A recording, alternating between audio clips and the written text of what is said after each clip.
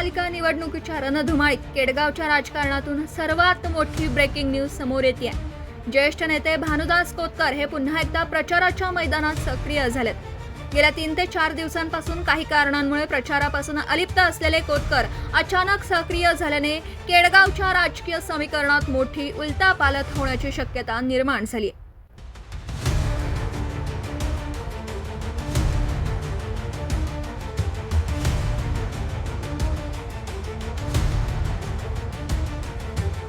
भानुदास कोतकर हे केडगावच्या राजकारणातील एक केंद्रबिंदू मानले जातात. ते पुन्हा सक्रिय झाल्याची बातमी वाऱ्यासारखी पसरतात कोतकर समर्थकांमध्ये आनंदाचं उधाण आलं. कोतकर यांनी थेट शाहूनगर परिसरात मतदारांच्या गाठीभेटी घेण्यास सुरुवात केली आहे.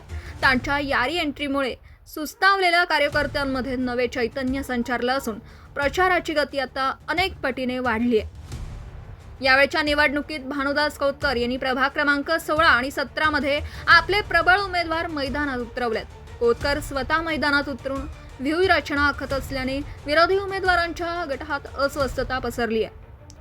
कोतकरांचा दांडगा अनुभव आणि जुना जनसंपर्क पाहता आगामी काही दिवसात केडगावच्या राजकारणात मोठे फेरबदल पाहायला मिळून येतील. एकीकडे महायुती, दुसरीकडे महाविकास आघाडी आणि तिसरीकडे कोतकरांचे समर्थक अशी रंगत प्रभाग 16 आणि 17 मध्ये अधिक तीव्र वाढणार आहे.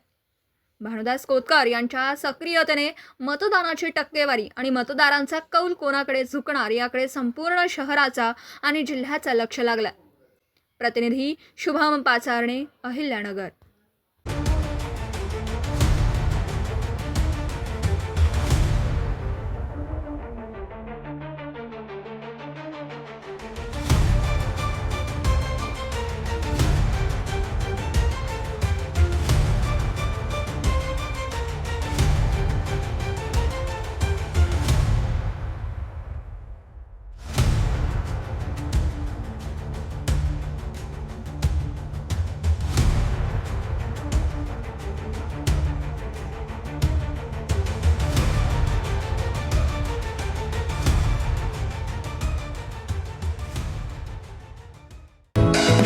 दर्जेदार शिक्षणाची हमी म्हणजेच JSS गुरुकुल.